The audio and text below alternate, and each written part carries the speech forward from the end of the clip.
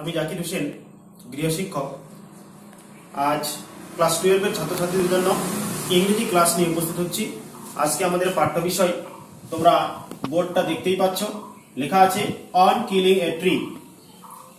On killing a tree, this poem is written by Gieve Patel. এই কবিতাটি কে লিখেছেন? Gieve Patel. It is an ironical poem. Question হতে পারে, what type of poem is on killing a tree? On killing a tree কবিতাটা কি জাতীয় কবিতা? তাহলে অ্যান্সারটা লিখবো, it is an ironical poem. এটা হচ্ছে রূপক ধর্মী কবিতা। তারপরে দেখতে পাচ্ছ, it is written in free verse. Question হতে পারে, in which verse the poem on killing a tree is written? On killing a tree কবিতাটা কোন ভার্সে, কোন ছন্দে লেখা হয়েছে? তাহলে আমরা লিখবো, the poem on killing a tree is written in free verse. On killing a tree কবিতাটা মুক্ত ছন্দে লেখা হয়েছে। Main theme. কোশ্চেন হতে পারে, what is the main theme of the poem on killing a tree? On killing a tree কবিতার মূল বিষয়বস্তুটা কি? The main theme of the poem shows that the man systematically destroying environment. মানুষ পর্যায়ক্রমে ধীরে ধীরে কি করছে? পরিবেশকে নষ্ট করে দিচ্ছে। আপাত দৃষ্টিতে আমরা দেখছি একটি গাছকে আমরা নষ্ট করছি, একটি গাছকে ধ্বংস করছি। সত্যিকারে কি তাই? সত্যিকারে তাই নয়। আমরা বরং কি করছি? দিনের পর দিন এক এক করে পর্যায়ক্রমিকভাবে পরিবেশটাকে নষ্ট করে দিচ্ছি, পরিবেশকে ধ্বংস করে দিচ্ছি। তো এই কবিতাটা তোমাদের একটু পড়িয়ে দেই। On killing a tree, give pattern. It takes much time to kill a tree. গাছ হত্যা করতে খুব সময় লাগে। কোশ্চেন হতে পারে, how much time it takes to kill a tree? গাছ হত্যা করতে কেমন সময় লাগে? অ্যানসারটা হবে, it takes much time to kill a tree. Not a simple jab of the knife will do it. সামান্য ছুরির আঘাত এটা করতে পারে না। What does it refer to? It বলতে কি বোঝানো হয়েছে? It refers to the destruction of the tree, the killing of the tree. তাহলে ইট শব্দটার মধ্যে দিয়ে বোঝানো হয়েছে, ইট মানে হচ্ছে, এটা কি নির্দেশ করছে? যে গাছ হত্যা করতে পারে না। কে পারে না? সামান্য ছুরির আঘাত। গাছেরও একটা বেঁচে থাকার টেন্ডেন্সি আছে, সে সামান্য ছুরির আঘাতে মরতে চায় না। It has grown slowly, consuming the earth. It has grown, এটা বেড়ে উঠেছে, বড় হয়েছে, slowly, ধীরে ধীরে। কোশ্চেন হতে পারে, how has a tree grown? কিভাবে একটি গাছ বড় হয়েছে, বেড়ে উঠেছে? A tree has grown slowly, consuming the earth. Consume means taking, খাওয়া, খাদ্য গ্রহণ করেছে কোথা থেকে? ফ্রম দ্য আর্থ, মাটি থেকে। রাইজিং আউট অফ ইট, এখান থেকেই সে আবার বড় হয়েছে। ফিডিং আপন ইটস ক্রাস্ট, ইহার ভূত্বক থেকে খেয়েছে। What do you mean by crust? Crust means the top layer of the earth. পৃথিবীর যে উপরিতল, যাকে আমরা বলতে পারি ভূত্বক, সেই ভূত্বক থেকেই সে খাদ্য গ্রহণ করেছে। তাহলে গাছ বেড়ে উঠেছে কোথা থেকে? মাটি থেকেই। আবার খাদ্য গ্রহণ করেছে কোথা থেকে? মাটি থেকেই।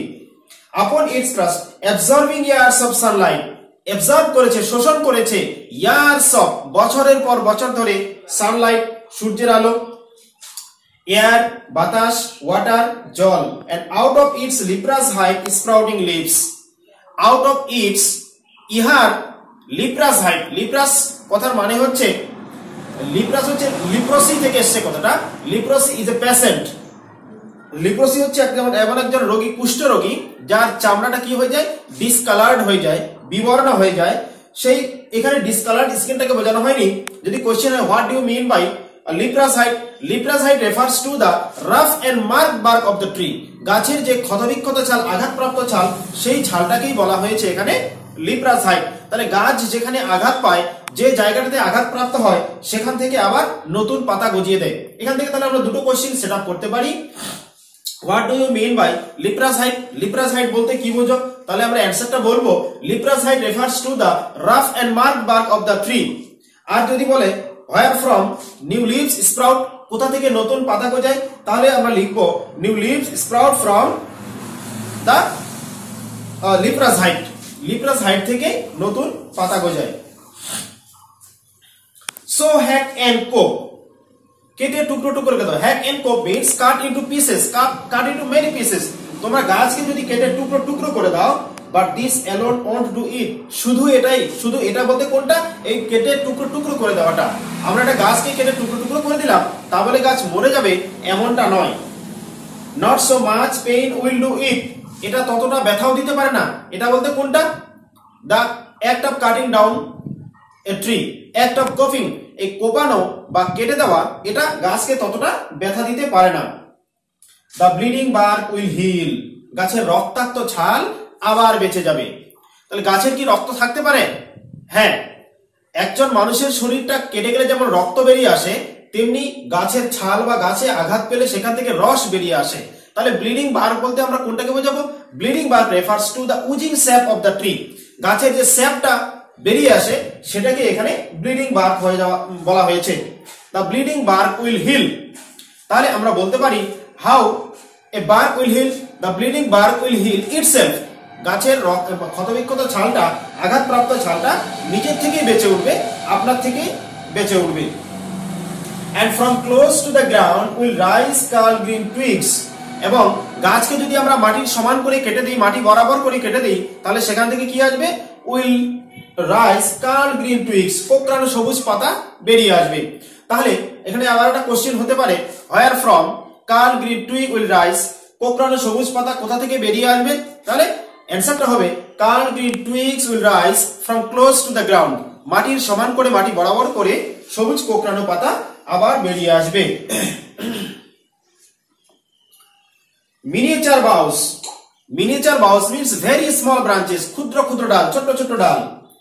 which if unchecked, যদি আমরা সেটাকে বাধা না দিই, আনচেকড মানে হচ্ছে বিনা বাধায় রাখা। বিনা বাধা বলতে গাছের বোটাটা ভাঙলাম না, ছাগলে খেলো না, কোনো কিছুতে খেলো না, যদি এইরকম কোনো বাধা না পায়, মানে বাধা না পায়, তাহলে কি হবে? it will take which if unchecked will expand again, এটা আবারও কি হবে? প্রসারিত হয়ে যাবে। expand মানে হচ্ছে প্রসারিত হয়ে যাওয়া, বড় হওয়া, to former size, আগের মতোই হবে। গাছ যেমনটা, যত বড় গাছটাকে আমরা কেটে দিয়েছিলাম, সেই গাছের গোড়ার থেকে আবারও নতুন করে কোঁকড়ানো সবুজ পাতা গজাবে, ছোট ডাল হবে, মিনিয়েচার বাউস হবে। আবার সেটা কি হবে? যদি আমরা বাধা না দিই, বিনা বাধায় রাখি, তাহলে সেটা ফরমার সাইজ, আগের রূপ ধারণ করবে। তাহলে এর থেকে আমরা বুঝতে পারি গাছ কি করছে? প্রতিকূলতার সঙ্গে লড়াই করতে শিখেছে। সে নিজের এক্সিস্টেন্সটাকে দেখাতে চাইছে, তার মরার কোনো ইচ্ছে নেই, সে যেন প্রতিকূলতার সঙ্গে লড়াই করে এই পৃথিবীতে টিকে থাকতে চাইছে। দেখো নেক্সট পার্টে বলা হয়েছে নো, না, গাছের মোটেও মরার কোনো ইচ্ছা নাই। The tree has no intention to die, the tree has no intention to destroy, গাছের মরে যাওয়ার, ধ্বংস হয়ে যাওয়ার কোনো ইচ্ছে নেই। The root is to be pulled out. হ্যাঁ, এবার দেখো ফার্স্ট পার্টে আমরা দেখেছি the feeding tree and the healing tree. প্রথম পার্টে আমরা দেখলাম গাছ কি করে খাদ্য গ্রহণ করলো, মানুষ হলো, কি করে সে সংগ্রাম করে বেঁচে থাকলো, এটা হচ্ছে প্রথম পার্ট। দ্বিতীয় পার্টে আমরা এবার দেখব গাছকে যদি হত্যা করতেই হয় তাহলে কিভাবে করতে হবে? সিস্টেমেটিক্যালি করতে হবে, ধীরে ধীরে করতে হবে। তাই আমরা বলতে পারি what type of task is to kill a tree, গাছ হত্যা করার কাজটা কিরকম কাজ? It is a ceremonial task, এটা হচ্ছে একটা পর্যায়ক্রমিক কাজ, ধীরে ধীরে করতে হবে। তাই বলে কবি এখানে এটা বোঝাচ্ছে না যে গাছ কিভাবে হত্যা করতে হবে তা তোমরা শেখো, না, সেটা না। এখানে কবি বোঝাতে চাইছে গাছকে যদি হত্যা করতেই হয়, একদিনে গাছ হত্যা করা যাবে না, একদিনে গাছকে ধ্বংস করা যাবে না। তোমরা কি করতে হবে? গাছকে ধ্বংস করতে হলে পর্যায়ক্রমিক, স্টেপ বাই স্টেপ করতে হবে। তার মধ্যে ফার্স্ট স্টেপটা এখানে কবি বলছে the root is to be pulled out, গাছের যে শেকড়গুলো আছে সেটাকে পুলড আউট করে দিতে হবে, তুলে দিতে হবে। আউট অফ দ্য অ্যাঙ্কারিং আর্থ, আবদ্ধ মাটি থেকে। গাছ কার সঙ্গে আবদ্ধ হয়ে আছে? মাটির সঙ্গে। সেই মাটি থেকে গাছকে একবারে সেপারেট করতে হবে, তবেই গাছকে হত্যা করা যাবে। আরো বলছেন it is to be rope tight, যদি গাছের শেকড় বাকড় তুলতে হয় তাহলে রোপ, দড়ি দিয়ে বাঁধতে হবে, টাইট, রোপ টাইট, দড়ি দিয়ে বাঁধতে হবে। And pulled out, snapped out, তারপরে তুলে ফেলতে হবে। স্ন্যাপড আউট মানে দুমড়ানো মুচড়ানো। গাছটাকে শুধু তুলেই ছাড়ে দেবো তাতেও কিন্তু গাছ মরার পাত্র নয়, গাছ মরবে না। কি করতে হবে? স্ন্যাপড আউট করতে হবে, দুমড়ে মুচড়ে দিতে হবে। অর পুলড আউট এন্টায়ারলি, কিংবা সম্পূর্ণরূপে তুলে দিতে হবে। মাটির সঙ্গে গাছের যেন কোনো সংযোগ না থাকে, গাছের মাটির সঙ্গে সংযোগ থাকলেই আর গাছ মরবে না, সেখান থেকে সে আবার নতুন করে গাছ বের করে দেবে। তা বলছে pulled out entirely, out from the earth cave, ভূগহ্বর থেকে। What is earth cave? Question হতে পারে what do you mean by earth cave? Earth cave refers to the gaping hole after uprooting the tree, গাছটাকে তুলে ফেলার পর যে গর্তটা হয় সেই গর্তটাই হচ্ছে আর্থ কেপ, ঠিক আছে? বা বলতে পারি the hole where the tree has grown, যে গর্তে গাছ বড় হয়ে উঠেছে সেই গর্তটাই হচ্ছে earth cave. and the strength of the tree exposed, গাছের শক্তিটা বিকশিত হয়ে যায়। এর থেকে একটা কোশ্চেন পেয়ে যাচ্ছি আমরা যে what is the strength of the tree, গাছের শক্তি কাকে বলে? the root is the strength of the tree, রুটটাই হচ্ছে বা শেকড়টাই হচ্ছে গাছের শক্তি। the source, height and weight, the source, উৎসটা, what is the source of the tree, গাছের উৎস কোনটা? the root is the source of the tree, শেকড়টাই হচ্ছে গাছের উৎস। height and weight, সাদা এবং ভেজা। এখান থেকে আবার একটা কোশ্চেন হতে পারে how is the source of the tree, গাছের উৎসটা কেমন? তাহলে কি হবে? হোয়াইট এন্ড ওয়েট, সাদা এবং ভেজা। The most sensitive hidden for years inside the earth, the most sensitive hidden. এখান থেকে আবার একটা কোশ্চেন পেতে পারি আমরা what is the most sensitive part of the tree, the root is the most sensitive part of the tree. What is the hidden part of the tree, কোনটা লুকায়িত অংশ গাছের? The hidden part of the tree is the root, roots যেটা মাটির নিচে থাকে। দেন the matter, তারপরের ঘটনাটা কি? তারপর কি করতে হবে? Scorching and চকিং। স্কর্চিং মানে হচ্ছে ঝলসে দেওয়া, পুড়িয়ে দেওয়া। চকিং, চকিং মিন্স সাফোকেটিং, সাফোকেটিং মানে হচ্ছে শ্বাসরোধ করা, শ্বাস বন্ধ করে দেওয়া। গাছটাকে একদিকে যেমন ঝলসে দিতে হবে আরেকদিকে ওর শ্বাসরোধ করতে হবে। ইন সান এন্ড এয়ার, এই শ্বাস মানে ঝলসানোর কাজটা কি করবে?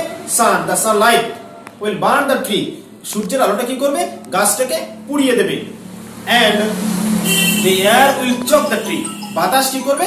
গাছটাকে শ্বাসরোধ করে দেবে। ব্রাউনিং, হার্ডেনিং, তারপরে বাদামি রং ধারণ করবে, শুকিয়ে কাঠ হয়ে যাবে। টুইস্টিং উইথ ইয়ারিং, তাতেও কিন্তু গাছ মরল না, আবার শেষে বলছে twisting with earring. Twisting with earring মানে এটাকে কি করে বলতে পারি? দুমড়ানো মুচড়ানো, কেটে চেরাই করে দেওয়া বা দুমড়ে মুচড়ে দেওয়া।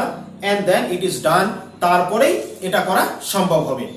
আশা করি ক্লাস 12 এর ছাত্রছাত্রীরা তোমরা বুঝতে পেরেছো। যদি পরবর্তীতে কোনো অসুবিধা হয় তাহলে আমাদের ফোন নাম্বার দেওয়া থাকবে, তোমরা ফোনেও সেই অসুবিধাটা সমাধান করে নিতে পারো। ধন্যবাদ। আমাদের ইউটিউব চ্যানেলে আমরা সমস্ত ছাত্রছাত্রীর জন্য অনলাইন ক্লাস স্টার্ট করেছি এই লকডাউন পরিস্থিতিতে। অবশ্য এই অনলাইন ক্লাসগুলো পেতে হলে আমাদের ইউটিউব চ্যানেল সাবস্ক্রাইব করে রাখতে হবে। যারা এখন সাবস্ক্রাইব করনি তারা চ্যানেল সাবস্ক্রাইব করে রাখুন এবং আমাদের ফেসবুক পেজ অবশ্যই লাইক করে রাখবেন, কারণ এই ধরনের আপডেটগুলো আমরা নিয়ে আসতে চলেছি শুধুমাত্র আপনাদের জন্য বিনামূল্যে। বিনামূল্যে এই ক্লাসগুলো পেতে হলে অবশ্যই চ্যানেল সাবস্ক্রাইব করে রাখতে হবে এবং ফেসবুক পেজ লাইক করে রাখুন। Thank you.